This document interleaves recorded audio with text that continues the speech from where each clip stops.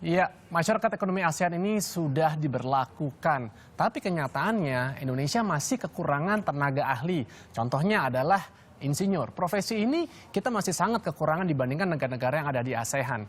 Menurut dari Ketua Umum Persatuan Insinyur Indonesia, Hermanto Dakdak, bahwa kita ini masih memiliki calon insinyur hanya kurang lebih sekitar 750.000 orang saja. Jadi artinya dari 1 juta penduduk Indonesia hanya memiliki sekitar 3.000. Dibandingkan negara-negara yang ada di ASEAN lainnya, mereka di atas 4.000. Nah, apa yang akan dilakukan oleh Persatuan Insinyur Indonesia?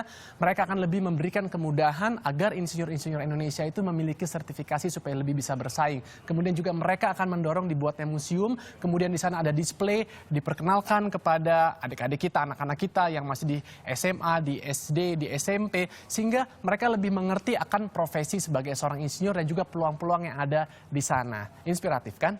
Oke. Berkaitan dengan itu kita juga masih memiliki informasi seputar dunia ekonomi di mana ada gelaran Jakarta Clothing Expo atau JCloth yang ternyata ini tidak pernah sepi dari peminat. Para pelaku industri ini pun siap untuk menghadapi masyarakat ekonomi ASEAN yang diterapkan mulai 2016 ini.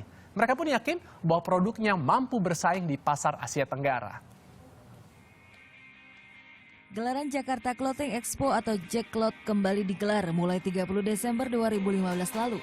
Sejumlah pelaku distro clothing pun memanfaatkan ajang industri kaos terbesar di Indonesia sebagai pijakan menyongsong MEA yang berlaku 1 Januari 2016 ini.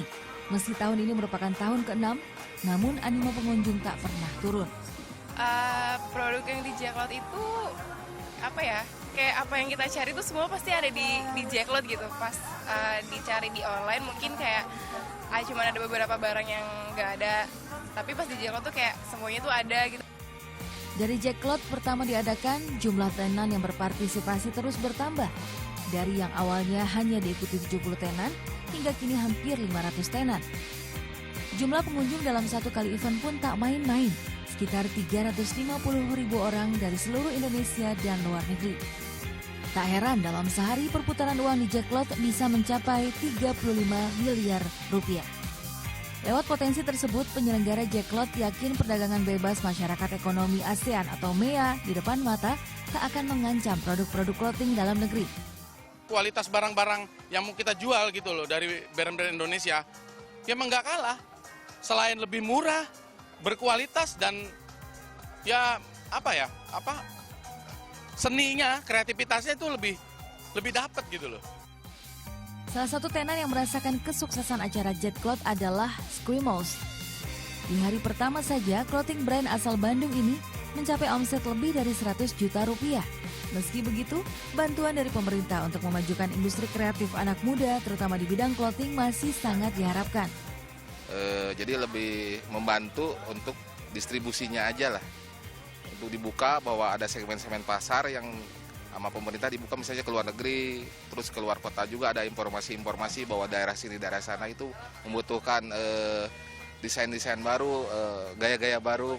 Jadi informasi kita nggak ketinggalan gitu. Berlokasi di Plaza Tenggara dan Selatan Senayan, JCloth Expo 2015 digelar hingga 3 Januari 2016. Diharapkan acara ini dapat menggenjot pertumbuhan industri kreatif dalam negeri sehingga produk-produk Indonesia bisa bertahan di tengah MEA.